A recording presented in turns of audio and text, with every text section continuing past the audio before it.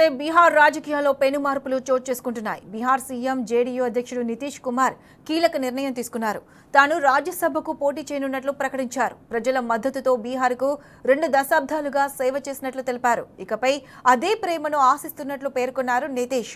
Parliament ఉభయ సభల్లో ప్రాతినిధ్యం వహించాలన్న తన చిరకాల కోరికను నెరవేర్చుకుంటున్నట్లు చెప్పారు. బీజేపీ అధ్యక్షుడు నబీన్తో కలిసి పెద్దల సభ ఎన్నికలకు నామినేషన్ దాఖలు చేశారు. నితీష్ ప్రకటనతో బీహార్ ముఖ్యమంత్రి పీఠం ఖాళీ అయింది. ఆయన స్థానంలో బీజేపీ వ్యక్తి సీఎంగా బాధ్యతలు చేపట్టబోతున్నారు.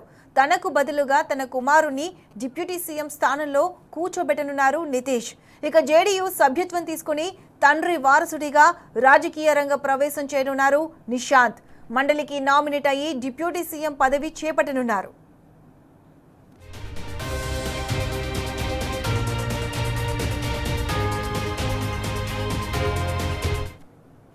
అయితే నితీష్ కుమార్ సీఎం పదవి నుంచి తప్పుకుంటే ఆ స్థానంలో బీజేపీ ఎవరికి పట్టం కడుతుందనే చర్చ నడుస్తుంది. ప్రస్తుతం కూటమి ప్రభుత్వంలో ఉప ముఖ్యమంత్రులుగా ఉన్న సామ్రాట్ చౌదరి, విజయ్ కుమార్ సింహాలో ఒకరికి ఈ అవకాశం దక్కొచ్చనే ప్రచారం జరుగుతుంది.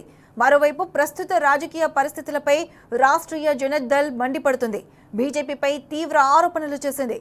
నితీష్ కుమార్ను బెదిరించిందని, బీహార్లో ఆపరేషన్ లోటస్ను నిర్వహించిందని ఆరోపిస్తుంది.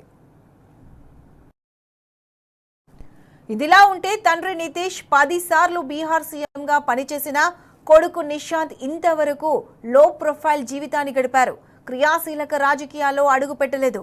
సాఫ్ట్వేర్ ఇంజనీర్ అయిన నిశాంత్ కనీసం జేడీయూ సభ్యత్వం కూడా తీసుకోలేదు. బహిరంగ కార్యక్రమాలకు సైతం దూరంగా ఉంటూ వచ్చారు. కానీ ఇప్పుడు సడన్ గా ప్రత్యక్ష రాజకీయాల్లోకి అడుగు పెడుతున్నారు.